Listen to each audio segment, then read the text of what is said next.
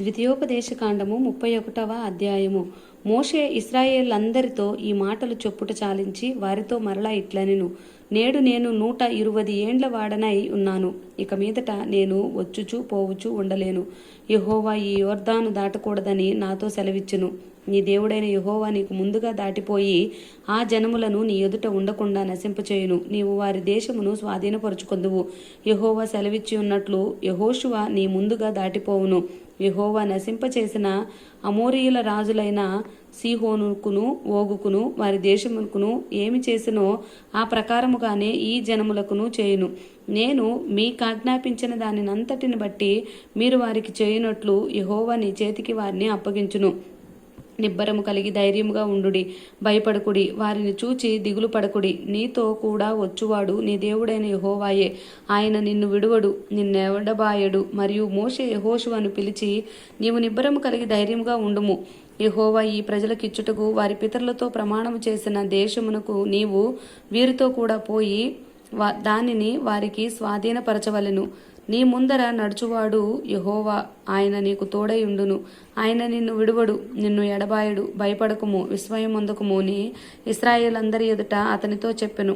మోషే ఈ ధర్మశాస్త్రమును వ్రాసి యెహోవా నిబంధన మందసమును మోయు యాజకులైన లేవీలకును ఇశ్రాయేలు పెద్దలందరికీ దానిని అప్పగించి వారితో ఇట్లనెను, ప్రతి 7వ సంవత్సరాంతమున అనగా నియమింపబడిన గడువు సంవత్సరమున నీ దేవుడైన యెహోవా ఏర్పరుచుకొను స్థలమందు ఇశ్రాయేలందరూ ఆయన సన్నిధిని కనబడి పర్ణశాల పండుగను ఆచరించినప్పుడు ఇశ్రాయేలందరి ఎదుట ఈ ధర్మశాస్త్రమును ప్రకటించి వారికి వినిపింపవలెను. మీ దేవుడైన యెహోవాకు భయపడి ఈ ధర్మశాస్త్ర వాక్యములన్నిటినీ అనుసరించి నడుచుకున్నట్లు పురుషులేమి, స్త్రీలేమి, పిల్లలేమి, నీ పురములోనున్న పరదేశులేమి వాటిని విని నేర్చుకొనుటకై అందరికిని పోగు చేయవలెను. అలాగు నేర్చుకొనిన ఎడల దాని నెరుగని వారి సంతతి వారు దానిని విని మీరు స్వాధీనపరుచుకొనుటకు యొర్దానును దాటిపోవుచున్న దేశమున మీరు బ్రతుకు దినములన్నీయు మీ దేవుడైన యెహోవాకు భయపడుట నేర్చుకొందురు.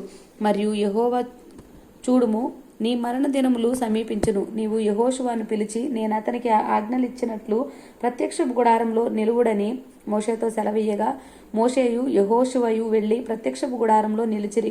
అచట యెహోవా మేఘస్తంభంలో ప్రత్యక్షమాయెను.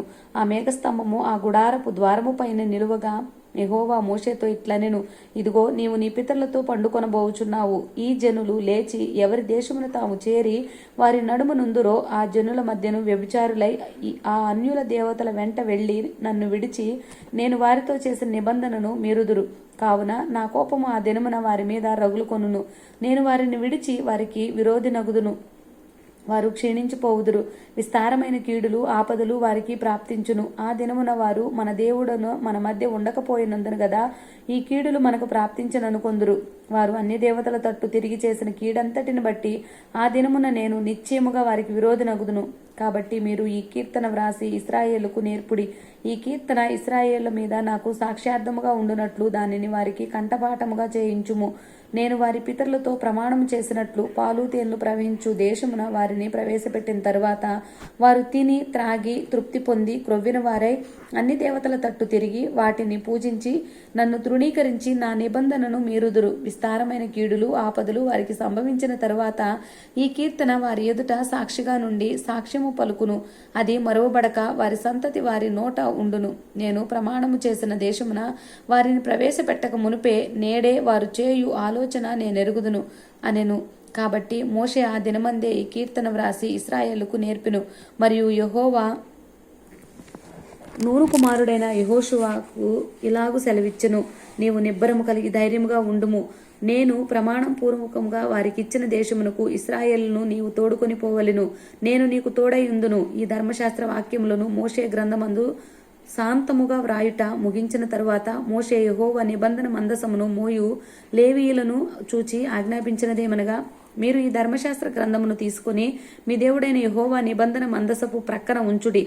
అది అక్కడ నీ మీద సాక్ష్యార్థముగా ఉండును. నీ తిరుగుబాటును నీ మూర్ఖత్వమును నేనెరుగుదును. నేడు నేను ఇంకా సజీవుడనై మీతో ఉండగానే ఇదిగో మీరు యెహోవా మీద తిరుగుబాటు చేసితిరి. నేను చనిపోయిన తర్వాత మరి నిశ్చయముగా తిరుగుబాటు చేయుదురు కదా. మీ గోత్రముల పెద్దలందరినీ మీ నాయకులను నా యొద్దకు పోగు చేయుడి. ఆకాశమును భూమిని వారి మధ్య సాక్షులుగా పెట్టి నేను ఈ మాటలను వారి వినికిడిలో చెప్పెదను. ఎలయనగా నేను మరణమైన తరువాత మీరు బొత్తిగా చెడిపోయి నేను మీకు ఆజ్ఞాపించిన మార్గమును తప్పుదురనియు ఆ దినములను అంతమందు కీడు మీకు ప్రాప్తమగుననియు నేను ఎరుగుదును. మీరు చేయు క్రియల వలన యెహోవాకు కోపం పుట్టించినట్లుగా ఆయన దృష్టికి కీడైన దాన్ని చేయుదురు. అప్పుడు మోషే ఇశ్రాయేలుల సర్వ సమాజము యొక్క వినికిడిలో ఈ కీర్తన మాటలు శాంతముగా పలికెను. ఆమేన్.